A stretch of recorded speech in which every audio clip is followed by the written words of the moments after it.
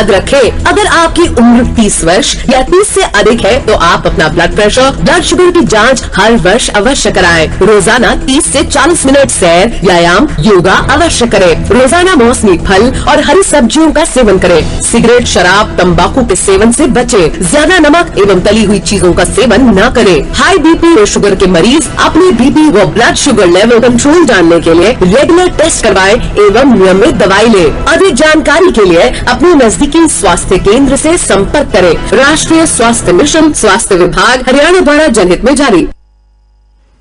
नमस्कार, आकाशवाणी चंडीगढ़ से प्रादेशिक समाचारों के साथ मैं रत्तिका। पहले इस बुलेटिन के मुख्य समाचार। प्रधानमंत्री नरेंद्र मोदी अब से कुछ ही देर में अहमदाबाद के नरेंद्र मोदी स्टेडियम में 36वें राष्ट्रीय खेलों का उद्घाटन करेंगे। केंद्रीय खेल मंत्री अनुराग ठाकुर अगले महीने की 1 तारीख को स्वच्छ भारत कार्यक्रम के द्वितीय चरण का शुभारंभ करेंगे। उच्चतम न्यायालय ने फैसला दिया है कि सभी महिलाओं को सुरक्षित और वैध रूप से गर्भपात का अधिकार है और इस मामले में विवाहित व अविवाहित महिलाओं के बीच भेद करना असंवैधानिक है। हरियाणा के मुख्यमंत्री मनोहर लाल ने कहा कि गुरुग्राम और नूह जिलों की अरावली पर्वत श्रृंखला में पड़ने वाले लगभग 10,000 एकड़ क्षेत्र में विश्व का सबसे बड़ा सफारी पार्क स्थापित किया जाएगा। और विश्व हृदय दिवस के अवसर पर आज हरियाणा में विभिन्न स्थानों पर कई कार्यक्रम आयोजित किए गए। अब समाचार विस्तार से। प्रधानमंत्री नरेंद्र मोदी अब से कुछ ही देर में अहमदाबाद के नरेंद्र मोदी स्टेडियम में होने वाले भव्य समारोह में 36वें राष्ट्रीय खेलों का उद्घाटन करेंगे। इस दौरान वे राष्ट्रीय खेलों में हिस्सा लेने वाले देश भर के खिलाड़ियों को भी संबोधित करेंगे। उद्घाटन समारोह में केंद्रीय युवा मामले एवं खेल मंत्री अनुराग ठाकुर सहित अन्य गणमान्य व्यक्ति भी उपस्थित रहेंगे। उल्लेखनीय है कि गुजरात में पहली बार राष्ट्रीय खेलों का आयोजन किया जा रहा है। ये खेल प्रतियोगिताएं आज से 12 अक्टूबर तक चलेंगी। इनमें देश भर से लगभग 15,000 खिलाड़ी, प्रशिक्षक एवं अधिकारी 36 खेल प्रतियोगिताओं में हिस्सा लेंगे, जिससे ये अब तक के सबसे बड़े राष्ट्रीय खेल बन जाएंगे। ये खेल अहमदाबाद, गांधीनगर, सूरत, वडोदरा, राजकोट और भावनगर के 6 शहरों में आयोजित किए जाएंगे। डीडी स्पोर्ट्स सभी स्थानों से राष्ट्रीय खेलों का सीधा प्रसारण करेगा।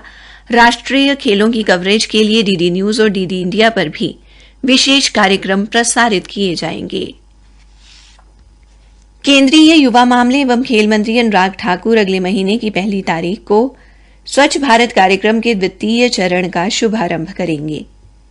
1 महीने तक चलने वाले इस राष्ट्रव्यापी कार्यक्रम की शुरुआत मुख्य रूप से एक बार इस्तेमाल होने वाले प्लास्टिक के कचरे को इकट्ठा करने और लोगों में जागरूकता पैदा करने के लिए की जा रही है। केंद्रीय युवा मामले एवं खेल मंत्रालय के सचिव संजय कुमार ने कल नई दिल्ली में मीडिया से बातचीत में बताया कि प्लास्टिक व ई कचरे सहित 1 करोड़ किलोग्राम अपशिष्ट पदार्थों को एकत्रित किया जाएगा और नागरिकों के सहयोग व स्वैच्छिक भागीदारी से इसका निस्तारण किया जाएगा। उन्होंने कहा कि नेहरू युवा केंद्र संगठन, इससे संबद्ध युवा मंडलों और राष्ट्रीय सेवा योजना से संबद्ध संस्थानों के नेटवर्क के माध्यम से देश भर के सभी गांवों में कार्यक्रम का आयोजन किया जा रहा है।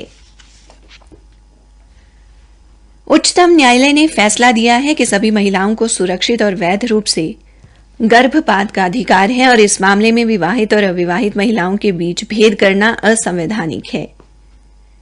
शीर्ष न्यायालय ने कहा है कि अविवाहित महिलाओं को भी सहमति से बनाए गए संबंधों से उत्पन्न 20 से 24 सप्ताह के भ्रूण का गर्भपात कराने का अधिकार है। न्यायमूर्ति डीवाई चंद्रचूड़, न्यायमूर्ति एएस बोपन्ना और न्यायमूर्ति जेबी पारदीवाला ने 23 अगस्त को मुकदमे की सुनवाई के दौरान अपना फैसला सुरक्षित रखा था। 25 वर्षीय अविवाहित महिला ने दिल्ली उच्च न्यायालय में याचिका दायर कर 23 सप्ताह और 5 दिन के गर्भ को समाप्त करने की अनुमति मांगी थी। उसका कहना था कि वो सहमति से बनाए गए संबंधों से गर्भवती हुई हैं। उसने ये भी कहा था कि वो बच्चे को जन्म दे सकती हैं क्योंकि उनके साथी ने उससे विवाह करने से इनकार कर दिया है। दिल्ली उच्च न्यायालय की खंडपीठ ने उस महिला को कोई अंतरिम राहत देने से इनकार कर दिया था। प्रादेशिक समाचार आकाशवाणी चंडीगढ़ से प्रसारित किए जा रहे हैं। बाकी समाचार इस अंतराल के बाद। नवरात्र के शुभ अवसर पर करें एक नई एवं शुभ शुरुआत हरियाणा शहरी विकास प्राधिकरण के साथ, जो लेकर आए हैं हरियाणा के सभी जोन्स जैसे रोहतक, पंचकुला, हिसार, फरीदाबाद और गुरुग्राम में रेजिडेंशियल, कमर्शियल या फिर इंस्टीट्यूशनल प्रॉपर्टी का मेगा ई ऑक्शन। भाग लें HSVP की 26 सितंबर से 4 अक्टूबर तक चलने वाली मेगा ई ऑक्शन में और पाएं मौका हरियाणा के सभी जोन्स जैसे रोहतक, पंचकुला, हिसार, फरीदाबाद और गुरुग्राम में अपनी रेजिडेंशियल, कमर्शियल और इंस्टीट्यूशनल प्रॉपर्टी बनाने का। रजिस्टर करने या किसी और जानकारी हेतु HSVP के ई ऑक्शन पोर्टल hsvphry.org.in पर लॉगिन करें। हरियाणा शहरी विकास प्राधिकरण द्वारा जनहित में जारी। हरियाणा के मुख्यमंत्री मनोहर लाल ने कहा कि गुरुग्राम और नूंह जिलों की अरावली पर्वत श्रृंखला में पड़ने वाले लगभग 10,000 एकड़ क्षेत्र में विश्व का सबसे बड़ा सफारी पार्क स्थापित किया जाएगा। यह परियोजना दुनिया में इस तरह की सबसे बड़ी परियोजना होगी। मुख्यमंत्री ने बताया कि हरियाणा राष्ट्रीय राजधानी क्षेत्र में जंगल सफारी की अपार संभावनाएं हैं। जंगल सफारी योजना के साकार होने के बाद राष्ट्रीय राजधानी क्षेत्र में पर्यटन को काफी बढ़ावा मिलेगा और स्थानीय लोगों के लिए रोजगार के अवसर पैदा होंगे। मुख्यमंत्री ने कहा कि हरियाणा की जंगल सफारी परियोजना केंद्रीय पर्यावरण, वन एवं जलवायु परिवर्तन मंत्रालय और हरियाणा सरकार की एक संयुक्त परियोजना होगी। उन्होंने कहा कि एक योजना के तहत केंद्र सरकार भी हरियाणा को इस परियोजना के लिए फंड मुहैया करवाएगी। मुख्यमंत्री अब पार्क के डिजाइन, निर्माण की निगरानी और संचालन के लिए एक अंतर्राष्ट्रीय डिजाइन प्रतियोगिता में हिस्सा लेंगे।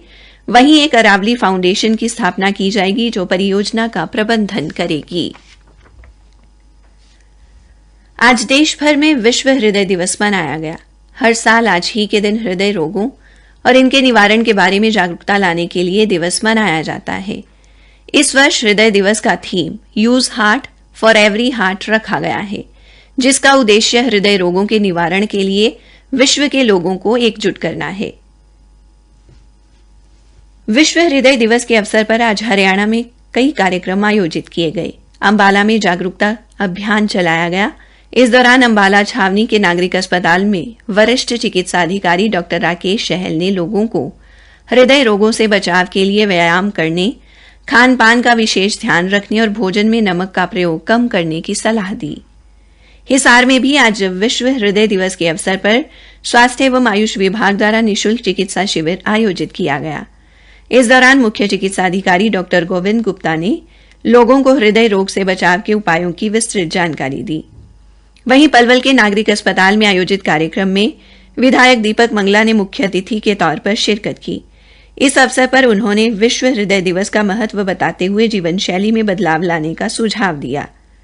वहीं सिविल सर्जन डॉक्टर लोकवीर ने खान पान पर विशेष ध्यान देने की जरूरत पर बल दिया। विश्व हृदय दिवस के अवसर पर फरीदाबाद के मुख्य चिकित्सा अधिकारी डॉक्टर विनय गुप्ता ने मेट्रो हार्ट इंस्टीट्यूट का उद्घाटन किया। अस्पताल के प्रबंध निदेशक डॉक्टर नीरज जैन ने हृदय रोग संबंधी विस्तृत जानकारी साझा की। इसके अलावा फरीदाबाद के सरकारी आदर्श वरिष्ठ माध्यमिक विद्यालय सराय ख्वाजा में हृदय दिवस पर पेंटिंग प्रतियोगिता का आयोजन भी किया गया। वहीं कुरुक्षेत्र के श्री कृष्ण आयुष विश्वविद्यालय के राजकीय महाविद्यालय में आयुर्वेद आहार एवं पोषण कार्यक्रम का आयोजन कर विश्व हृदय दिवस मनाया गया। हरियाणा के उप मुख्यमंत्री दुष्यंत चौटाला ने कहा कि प्रदेश सरकार की तरफ से किसानों को पिछले दिनों बरसात से हुए फसलों के नुकसान की भरपाई की जाएगी तथा इसके लिए जिला प्रशासन को गिरदावरी करने संबंधी आदेश दिए जा चुके हैं।